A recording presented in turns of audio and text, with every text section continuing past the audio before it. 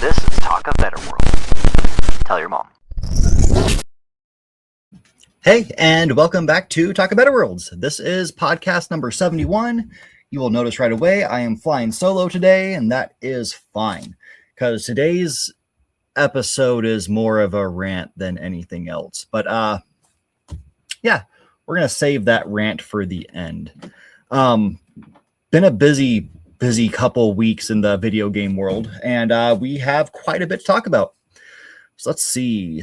Let's first start off with all that stuff. So we had 3 big game showcases. We had the Gummer Day, Summer Game Fest, the Xbox Showcase, and then Nintendo Direct. There was also a Sony one in there. I forgot to pull everything up for that, but we'll still talk about that. It was mainly about 2 games, and I think they actually cover it in this article I'm about to be looking at. We shall see. We shall see. Let's go ahead and jump into this. So, all right. We have, the 25 most exciting games of Summer Game Fest 2026. They might be showing everything in here. But, some of the games that were shown, this is what Game Informer says is the most interesting 25 games, at least. So we had Burn 9, which is a Metal Gear Solid inspired game.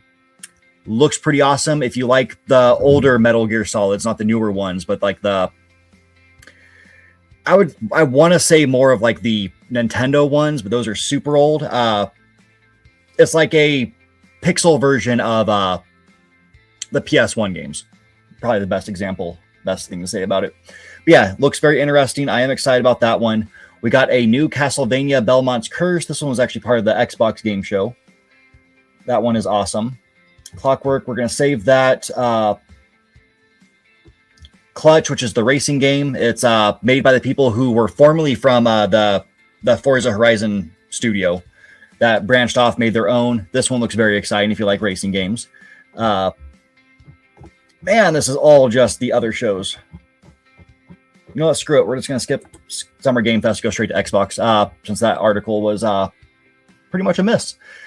But Xbox Showcase came up, and it was good. They did a very good job. I'm very, very happy with this.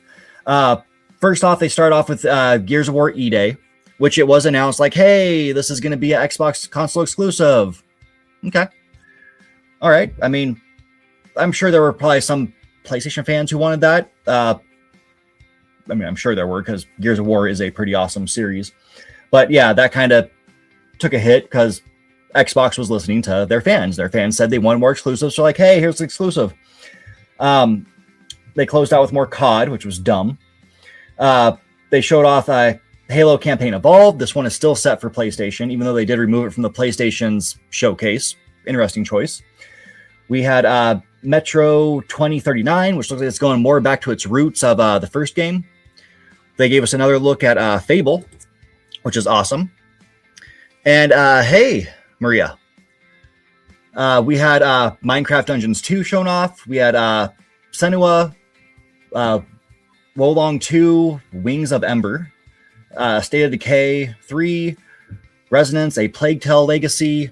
We had Clockwork Revolution, which is their other console exclusive, which I hope it does well. It's made by In Exile. They've been working on it for quite a while. This is the studio that last did Wastelands 3, which I'm a super fan of. So really hoping it does well, given it's being a console exclusive. Same with E-Day.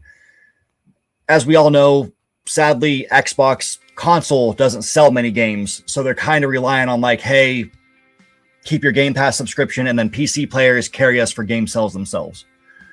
We had the new Spyro announced. We had a DLC for Doom the Dark Ages. The much anticipated Persona 4 revival. That one looks awesome. Looks like it. I mean, it's basically the same upgrade they did with 3, just for 4. Castlevania, which I just mentioned. Where the Winds Meet. We had the announcement of Persona 6, which is epic. People are excited for that one. Another update to Flight Simulator. Crazy Taxi was announced. That one took the internet by storm. Partially for some weird reason. People were kind of getting upset that they took out Pizza Hut and replaced it with Five Guys. I mean, Pizza Hut isn't doing as well as they were back when Crazy Taxi first announced, so I get the change. Five Guys is more prevalent these days, so I guess just keep it up. And plus, Five Guys is probably dishing out money for it. It's advertisement for them. There was an update to Sea of Thieves, which is like custom seas, letting players actually make their own stuff, which is awesome. Another update for Elder Scrolls Online, an update for Fallout 76. So, you know, Bethesda and ZeniMax have their hands full with those two. We had Valor Mortis, which looks like a, some people are saying it's a, what is that game called? BioShock. Other people are saying it looks more like the stealth game, which I'm drawing a blank on because I haven't played it in years. Whatever, stealth game. Can't remember it. Age of Empires got another update for it. Bad Magpie, which looks like the Untitled Goose game, just different bird. Looks interesting. If you like causing chaos in games, just having a good, fun, dumb time, that is a game to check out. Vivarium, Join Us, and Magicians, The Devil's Deal, which also looks like a BioShock-inspired game. Overall, it was a very, very good showcase. I really can't say anything bad about it. I mean, I will end up saying something bad about it, and it's really about Gears E-Day and Clockwork Revolution and the way that Xbox is doing things, because we got a pretty bad update about them this past week, at least business-wise. We had the Nintendo showcase. Well, before I go into Nintendo, the PlayStation showcase, like I said, I forgot to pull it up. The main topics were Wolverine. They showed off a lot of gameplay. That was good, like 15, 20 minutes shown of that, which is basically a whole mission. They then showed off God of War, Faye something, I forget the name of it. God of War.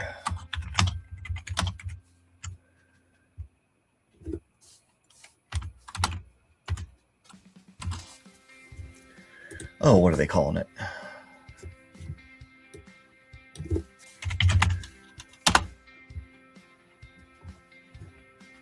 Why is this being a pain? Luffy, there we go. Yeah, God of War Luffy. They showed off a good like 15, 20 minutes of that one. Basically another, again, a whole story mission. Was very interesting. It looks beautiful. Way more action-y than Ragnarok was, which is a plus in my book. The last two God of War games were beautiful. I can't knock them there. Story was very impactful. They did a great job there. But yeah, same reason I don't play many Dark Souls games is they feel a little too slow for me. So I'm glad to see this one's a little more upbeat, action-packed. Not there's anything wrong with those games. Yeah, let's go right into Nintendo. Reason I jump into Nintendo is through many polls I have seen, and not just on like Nintendo fan sites, this is the showcase that kind of blew people away. Partially because of that. The final announcement was the remake of Ocarina of Time. But yeah, they start off with Rhythm Heaven Groove. It's a sequel to a game that released for the Switch 1.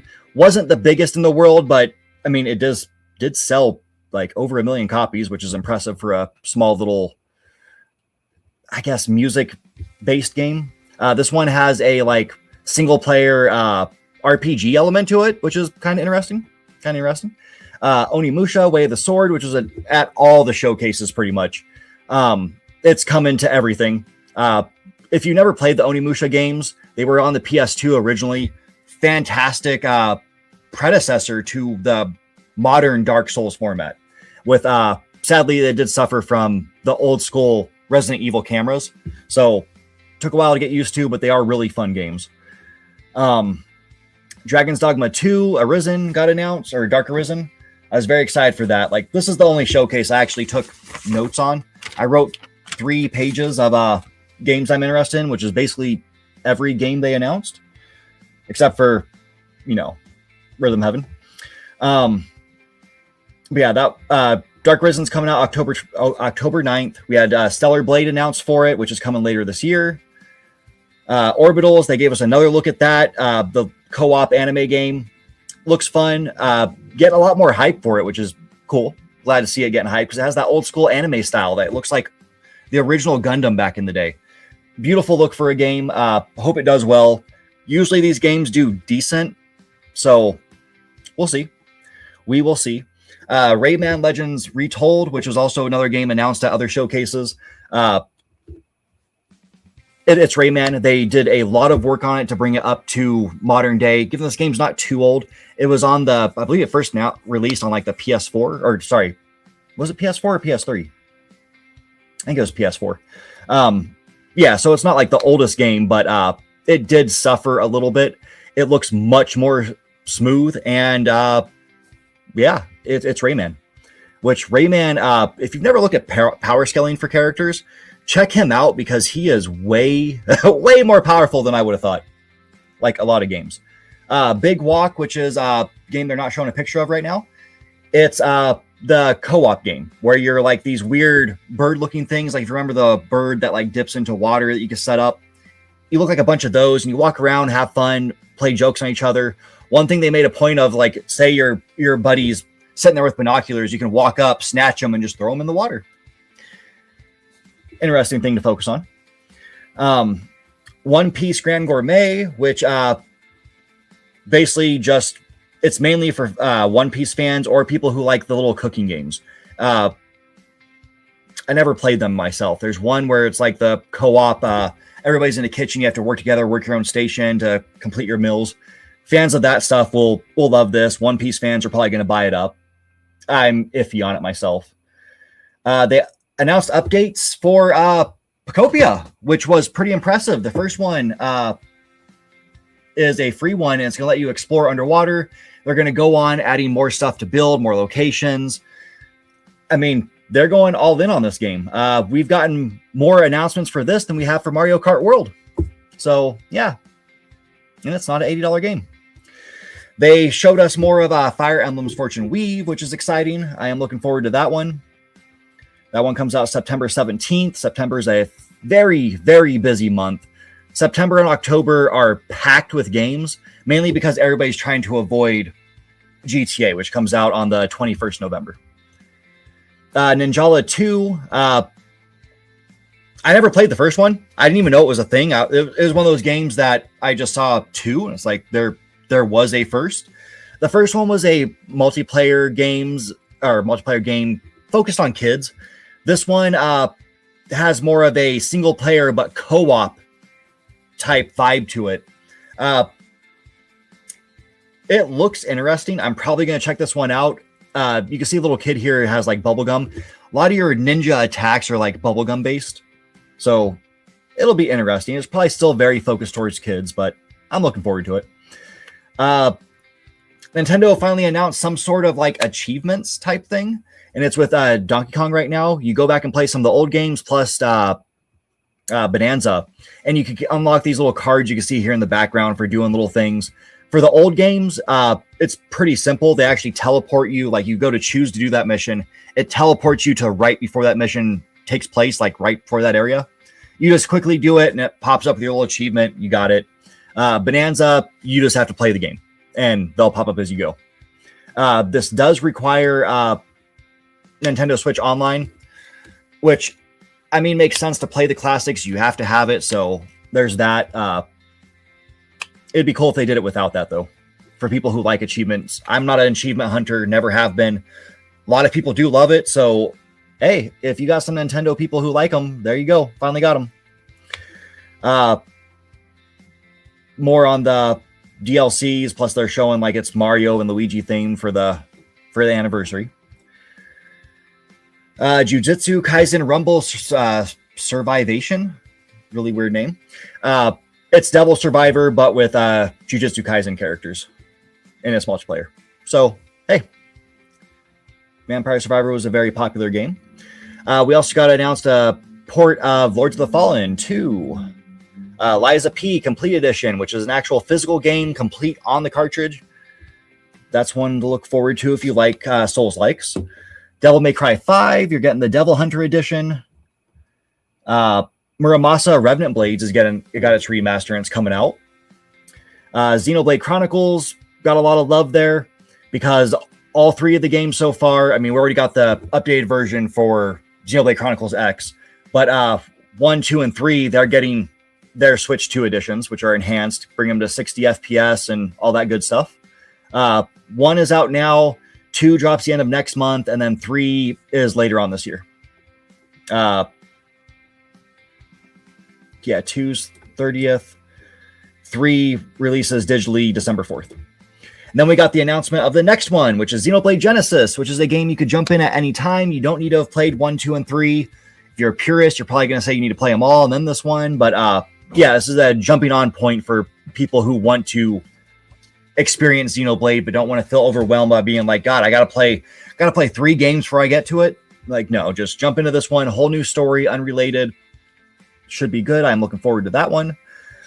Nintendo Switch Sports Resort, which is the Switch 2 Nintendo Sports. So, hey, awesome. Which, it's funny. If you watch the trailer, they actually have the dude sitting there and he's playing one of the games. He chooses to play thumb wrestling. And I'm sure you've seen it all over the internet by now, but he's doing this motion like rapidly. And that went pretty viral. RuneScape Dragon Wilds, which is going to everything. This game has been early access for quite a while. It's finally coming out for the actual release of the game. It's coming to everything. I'm excited for this one. If you played RuneScape back in the day, you'll understand the love. If you haven't, it was a big MMO back before MMOs were like super duper popular, before WoW. And it was free. But I am looking forward to this one. Very much so. Hello Kitty fans got a little bit of love. Hello Kitty Party Island.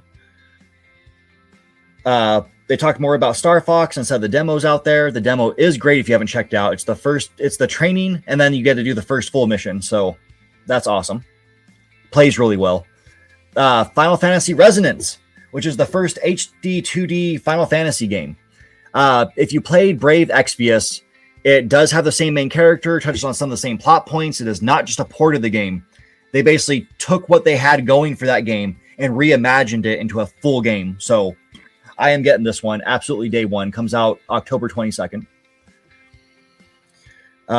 It's already up for pre-order, so definitely check that out. Piku Niku 2, which I don't know what it is. There's a first one apparently, but cute little game, puzzle game.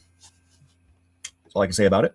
They gave us another look at Dragon Quest Monsters, The Withered World, which was first announced the other week at the Square Enix, or the Dragon Quest showcase. Gave us the actual full look at this one. It's Dragon Quest Monsters. It's like Pokemon, but with Dragon Quest characters. They're great games. I'm actually going back and playing Dragon Quest Monsters Joker for the Switch or the DS right now. Very much love those games.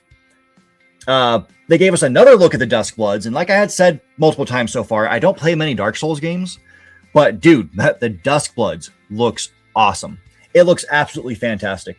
They're doing a stress test later on this summer, and yeah, it's set to release this year. We still don't have a date for it. We've been waiting for a date, and we just haven't gotten it yet. They talked more about Splatoon Raiders, which I've never played Splatoon. PvP games aren't my scene really. This like RPG type game looks really awesome. Looks really awesome. The single player is coming to Switch 2 on July 23rd. That's what I'm there for. I am not there for the multiplayer. Deltarune 5, Chapter 5 got announced. So if you play Deltarune, I mean, this is Chapter 5. It's not like a super old game. They're pretty short for the little RPGs they are. But definitely check that out if you're a big fan of that. It comes out June 24th. So here just in about a week. Metaphor ReFantazio got announced. I am looking forward to that. That one, they're pushing it. They put it November 12th, which is getting close to that GTA area. Minecraft is getting its Switch 2 port, which enhanced everything and all that to work on it. And then, they had a little spoiler reel or sizzle reel. There was a new, I don't know how to pronounce this game properly. Atelier, or it's Atler. I hear people say it both ways. I have no clue. I say Atelier Caria. That's coming out. We had Warhammer 40K Space Marine, which I thought it was Space Marine 2, but they're saying it's Space Marine 1, so that's interesting. We had the Observer, System Redux, DayZ is coming, Metal Gear Solid Master Collection Volume 2, Rise of the Tomb Raider, Tales of Eternia, which I am super excited for, big Tales of fan. This one was on the PSP, I think, or it was the Vita, but fantastic game. I can't wait to buy it again. SnowRunner's coming, Fitness Boxing 3, your personal trainer, Everbloom, which is another Stardew Valley type game, and then Final Fantasy 14, the online game, is coming. Then we had a big announcement of, hey, Kingdom Hearts, the collection 1 through 3 is coming to Switch 2. This is on Switch 1, but it's only cloud versions. These are actual full native versions instead of being cloud. Super excited for that. And they wrap that up by being like, oh yeah, and by the way, here's 4. So yeah, we got to look at that, which it was first announced a while back, but we finally got to look at it again. It is the same trailer that they showed a while back. But yeah, we got an announcement like, hey, it's coming to Switch 2 the same day it's going to hit PS5, Series X, and PC. Most likely sometime next year. And then, like I said, they closed out an Ocarina of Time. The remake, it is beautiful. And yeah, that's pretty much why it won. People who haven't played games in years, but they had played Zelda, like Ocarina of Time on the 64, are coming back for it. They're excited. This is a good way to get a newer Zelda player into it. Because I know I've heard a lot, well, you've seen a lot online. I've heard younger kids say it myself. They can't get into Ocarina of Time. It's partially the controls, and it's just, it doesn't look pretty. So, boom, here you go. It's going to have modern controls. We don't know if they're going to be changing anything. In a press release, Nintendo simply wrote, Nintendo 64 Classic returns for a new generation in 2026. Reborn exclusively for Nintendo Switch 2.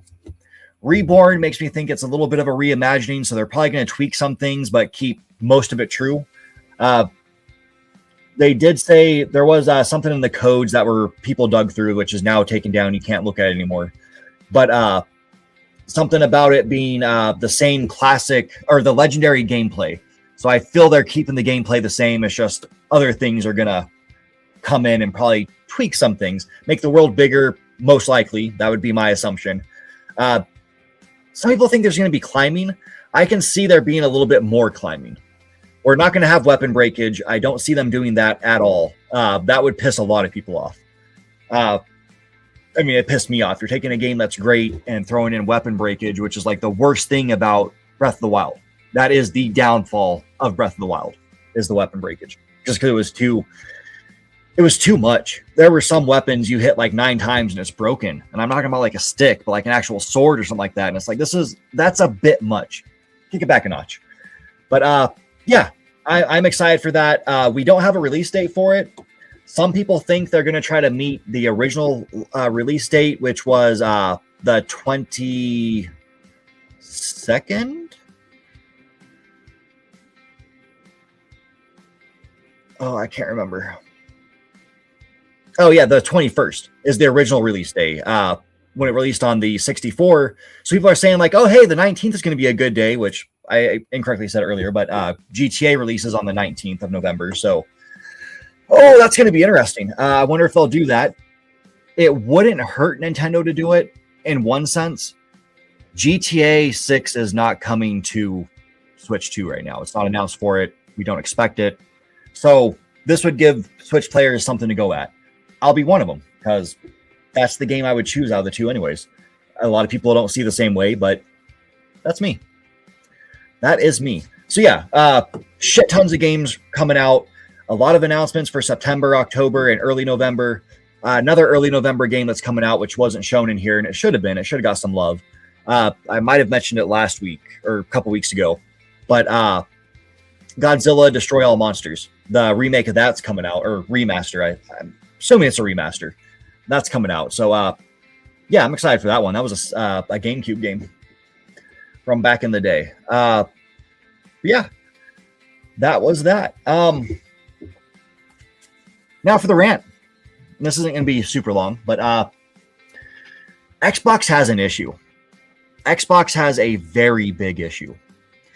And I've been crying on here for a while, not because I hate Xbox. I like Xbox. I've played Xbox for years. I first started playing on the original Xbox when I never owned an Xbox myself. The first time I played on regular Xbox is when I lived with my uncle, and my cousin had it. So we played that all the time. Played a bunch of Halo. Then when the 360 came out, I was living with my buddy. He bought one.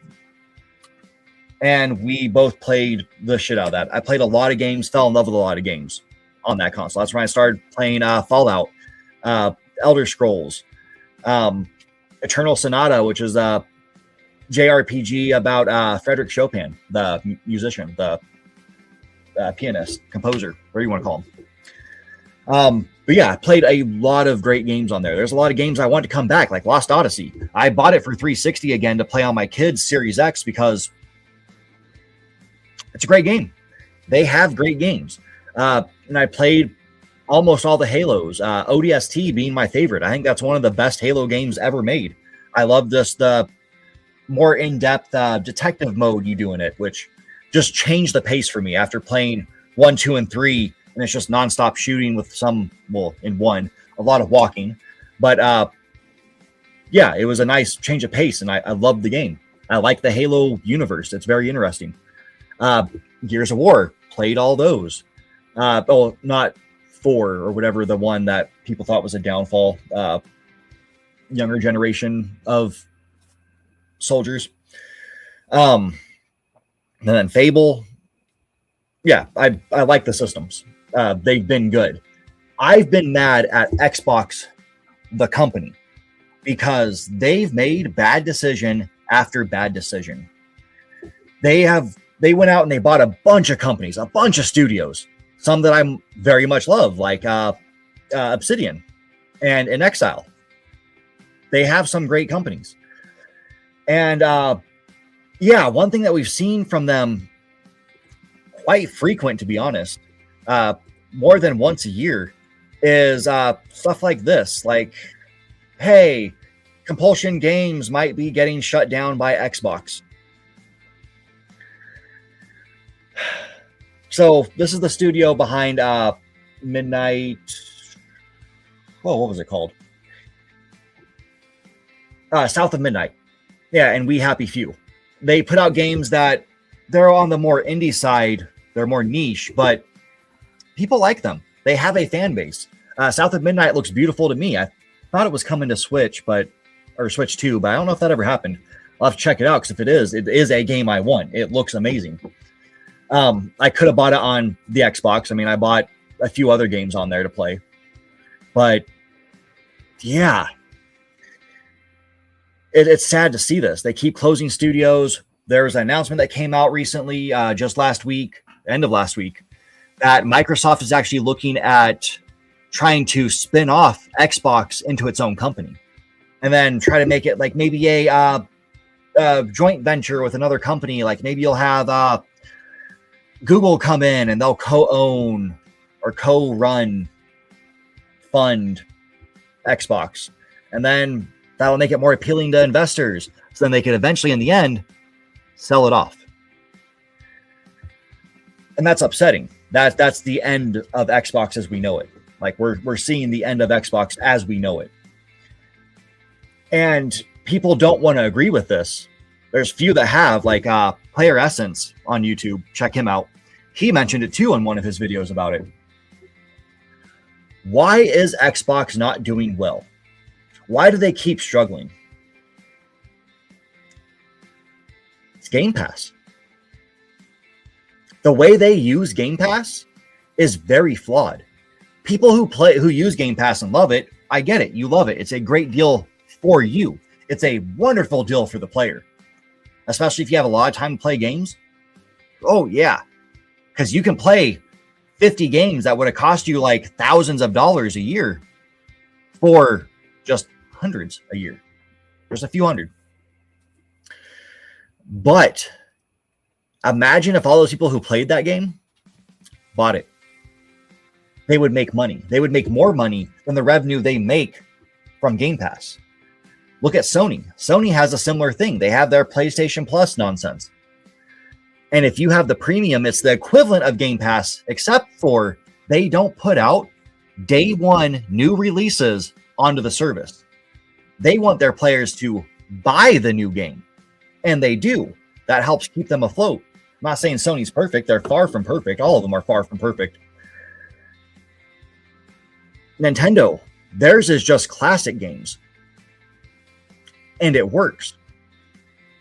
It works. They don't run into this issue where they're like, hey, we're basically giving out our free games, like our new game, for free, essentially, in a way, in a sense. You're not paying the full $60, $70, $80 for it. You're paying, what is it now, 25, somewhere between 25 and 35 a month. I have no clue what it is anymore. But that hurts them. The fact that they don't sell games is what's killing Xbox. It's been killing them for years. And they don't seem to understand that. They're doing these exclusives. They're doing Clockwork Revolution. And it's a console exclusive made by a company, a developer that I love, in Exile. They made Wastelands 3, one of my favorite games of all time. They're not going to be selling many copies on Xbox. It's going to Game Pass. They're fully relying, 100% relying on PC players to carry them. Which I guess if you want to simp and say like, hey, Game Pass isn't the issue, that's not what's wrong. You're going to seriously sit there and be like, oh, well, it's PC players' fault that the studio got shut down afterwards, because that's what's going to happen.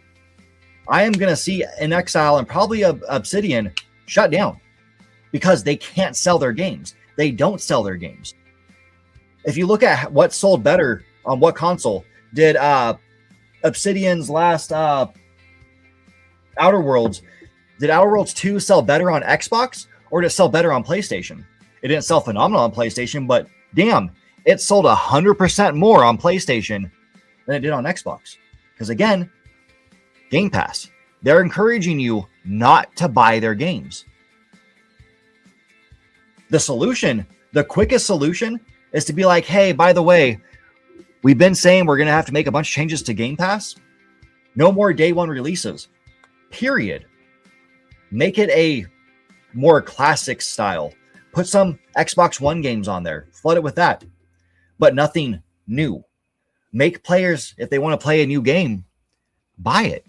Don't just rely on PlayStation people to play the third parties, which you're trying to get rid of. Don't make PC players carry the weight of the console. You're going to keep failing. You're going to see your studios continue to not make money. They're not making tons of money like the studios. That's the thing you got to understand is Xbox, the company, is making money as the publisher for putting the games onto Game Pass. But the studios are basically just losing money, which in the end causes their owner, who's the publisher, to lose money. It's a lose-lose situation. But it's great for the player. If it's too good for the player, it could be bad. We have the same issue with Epic Games on PC. They're the only place I know of that truly constantly gives out free games. You don't ever have to pay a penny. It is a free game. They give out 2 a week. They're hemorrhaging money on top of what they're hemorrhaging because of Fortnite and all their deals they're having to do. But it's hurting them. They probably need to kick it back to maybe 1 game. Maybe. Or make it to where you get the game if you continue to buy stuff. I mean, money has to come in for them to survive. And that's what's hurting Xbox is they don't have that money coming in. You can say like, oh yeah, they make $5 billion a year off Game Pass. Yeah, I've seen those sheets too that they release that say, oh, they're making all this money. But how did they make $5 billion the same year they bought Activision, which cost them over $70 billion? And there was no fluctuation before or after. 5 billion, 5 billion, 5 billion. But in the middle of that, there was a negative 70 billion. And it didn't show. Because Game Pass, Xbox, they don't register losses. They're not telling you how much they're having to pay for this game to go on here because they have to give the publisher, the studio money or the publisher money in order to put it onto Game Pass if it's a third-party game. They don't count that in. So it looks like, oh yeah, it's just all happy fun times. Nah, dude. And then plus over the past 5 years. Well, it's funny. At first, the report was 3 years. Then it went to 5 years. So whichever one's true. But they spent $20 billion on marketing, which then took all their money they made from Game Pass, wiped it out. Basically, every year they're putting in $5 billion to marketing of Game Pass, and they're making $5 billion off Game Pass. They made $0. So again, without those sales of the games, which they'd be making billions of dollars, they got nothing. They are just hemorrhaging money from Microsoft, and Microsoft understands that. And me and Hawk have been crying out for years. Like since this, especially since this channel started, we've been crying about it constantly. They need to do something. And the honest, quickest fix is to stop day one games launching into Game Pass. Because if you want Game Pass to be the moneymaker people think it is, you got to be paying about $80 a month for your subscription. Not $80 like every 2-3 months, $80 every month. And then if they keep all the same subscriber count they have now, then they'll be doing well. They'll be making a little bit of money. Not massive amounts, but enough to where they could quit shutting down studios. They can quit ruining the gaming market, because that's sadly what they're doing. Xbox needs to go back to their glory days of the 360 when they weren't ruining gaming. They were making it better. Those are the days I want to see for them. They did fantastic things in the 360 age. And then Xbox One, we all know, was a just enormous failure because they went away from gaming and started focusing on like, hey, you can watch TV on here.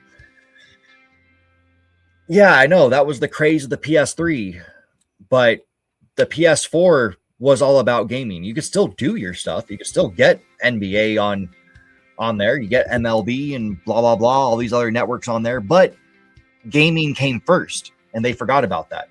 Now they're trying to make a comeback and get that player base back in, revive it, listening to the fans.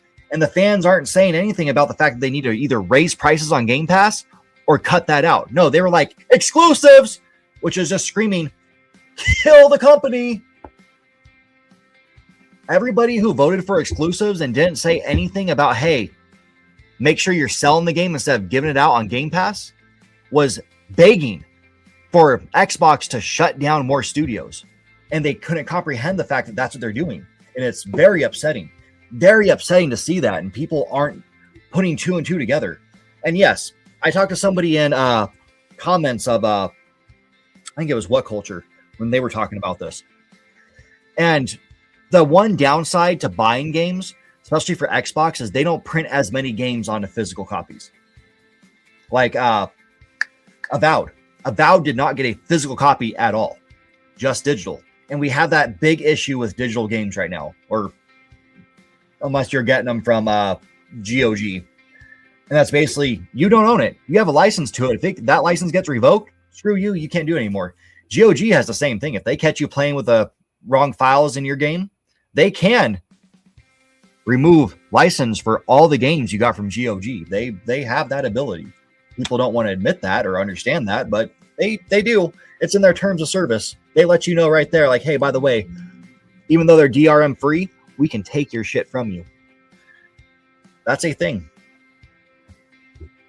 That's where we're at with digital gaming. So yes, physical games are better, but if you look at what Nintendo's doing, Nintendo's like, hey, if you buy it digitally, it's $10 off.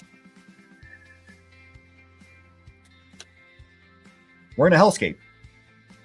We need the Stop Killing Games movement to make some progress.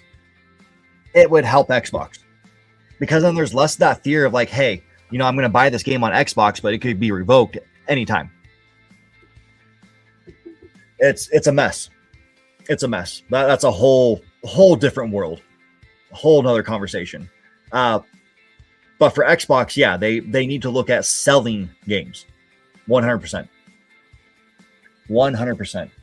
They are going to keep dying, and we don't need another company shutting down studios. We already have one that shuts down studios left and right, and that's Ubisoft or Ubisoft. They love shutting down studios. They've been hemorrhaging money for years. I mean, we're still waiting for Beyond Good and Evil 2, which has been in like development since some people who are probably watching this were born. Like Ubisoft is now, this is a new one. This is from just last week. Ubisoft is closing Winnipeg and Belgrade studios and making further layoffs. The French publisher could eliminate up to 380 roles. This is after they just did their restructuring just a few months back. They restructured and were like, hey, you know, we cut down a lot. Now these studios are this and this and this and this. Well, they had 5 branches. Now they have 4. So, yeah, we don't need Xbox to continue shutting down studios. We just don't need it. I mean, we don't need studios to be bought by these console manufacturers anymore because that's all we've gotten. We don't need them to be big conglomerates. Look at everybody stopped talking about them, but what is their name? I am drawing a fat blank.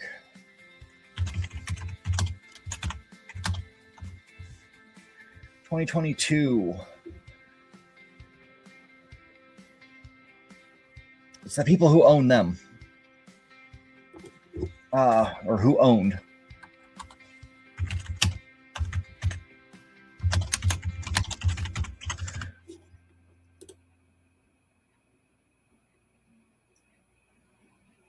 Embracer Group. There we go. Embracer Group, who bought up a bunch of studios thinking like, hey, we're going to make this great stuff. And that makes me sad because that's THQ Nordic. Like they're one and the same. They bought all these studios and then had to shut a bunch of them down. Given the game I just pulled up, Saints Row from 2022, wasn't the greatest game. It was sad to see them get shut down. It was sad to know that game was also rushed, and that's part of why it suffered, besides the fact they were trying to reach out to Gen Zers, even though they were marking up the wrong tree altogether. But yeah, we don't need more of that. Let's stop this. Stop this mega group thing. There's studios that work alongside of Nintendo and alongside of Sony, and they're not owned by either of those big companies. They just work alongside them. The people who make the Fire Emblem games is not a Nintendo studio. They could jump off and go do something else. The Pokemon company. God, I'm just blanking. What the heck is their name?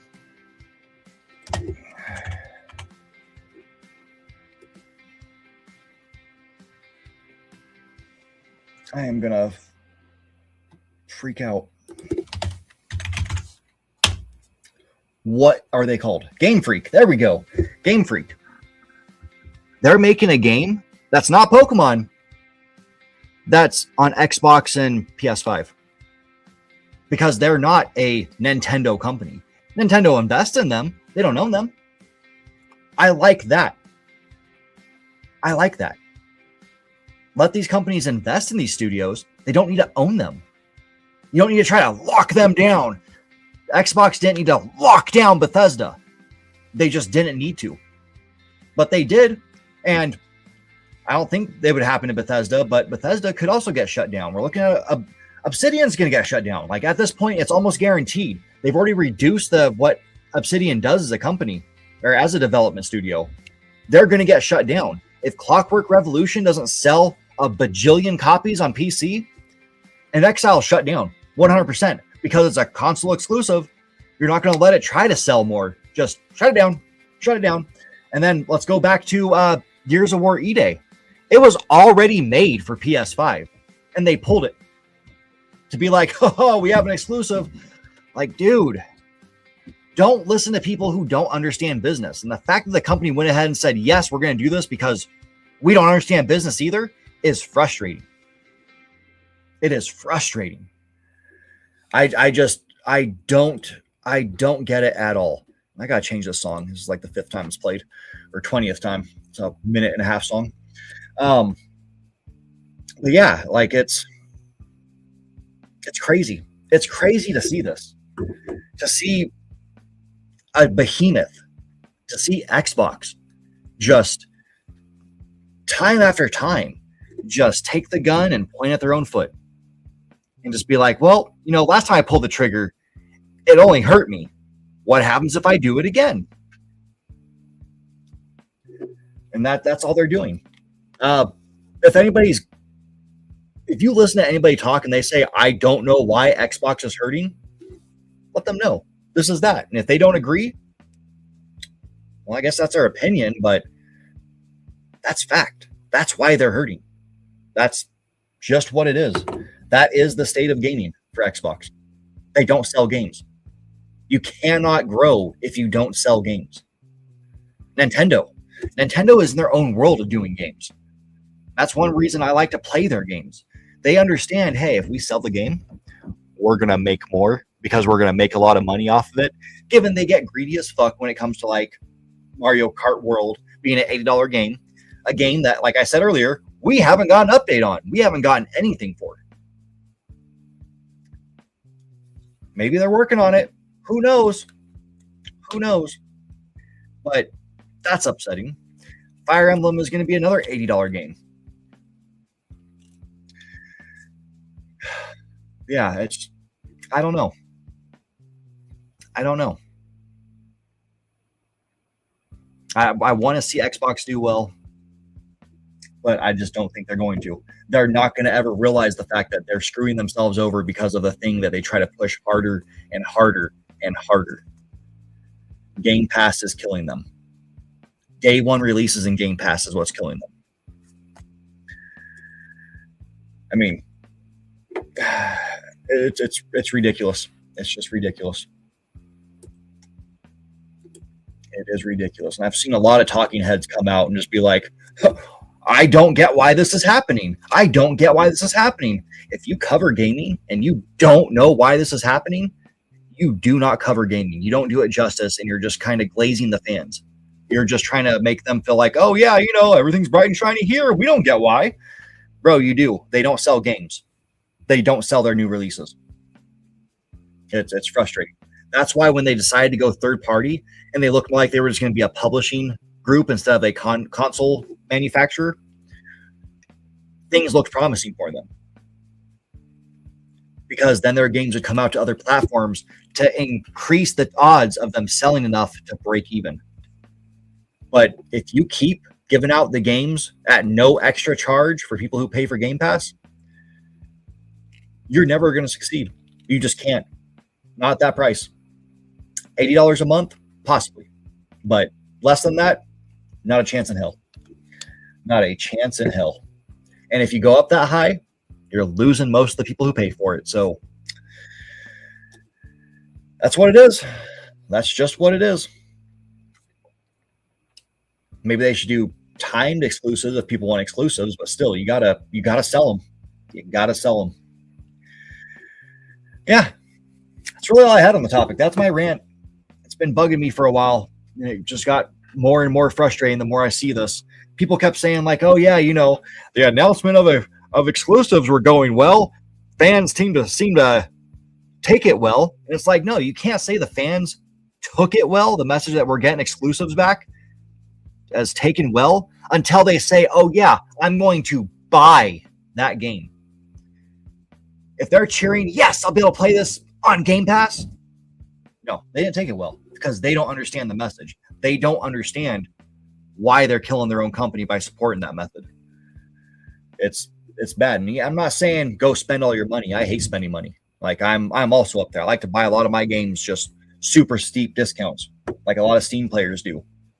There was the old meme that went around of like, hey, Steam people saying like, everybody should support the dev. The game's up there, like, just wait for it. Now it's on sale for like $2. Support the dev. Yeah, that's how it looks to the outside. But yeah, anyways, been playing a lot of games, mainly on my Switch too. I'm trying to go back and beat Final Fantasy VII remake so I can move on with it. I'm on the Hell House right now, and that was the moment when I played it on PS4 that it hit me like, I don't like this game. And when I loaded up and realized I'm there again, I was like, that's right. This stupid fight. This just horrendously stupid fight. And it's not like people exaggerate that the water temple is like the worst thing in Ocarina of Time. It's not that bad. It is not hard to get through. It's a lot of up and down and hitting switches. It's not hard to get through. The Hell House fight is just annoying. It is the most annoying thing I've seen in gaming. And to make it a boss fight, like a mandatory boss fight, it's just dumb. It is a slog. Yeah, besides that, like I said, I was playing some DS games, getting back into those. That's really it. Play a lot of Pokemon Go, because that's fun to do when you're walking around. Anyways, I thank you guys for listening to my rant, listening to me ramble. Let me know what you guys have been playing. Let me know if you know of any other ways or come up with another way for Xbox to save themselves. Drop it in the comments. And yeah, until next time, hopefully Hawk will be back with me. But until next time, you guys take care.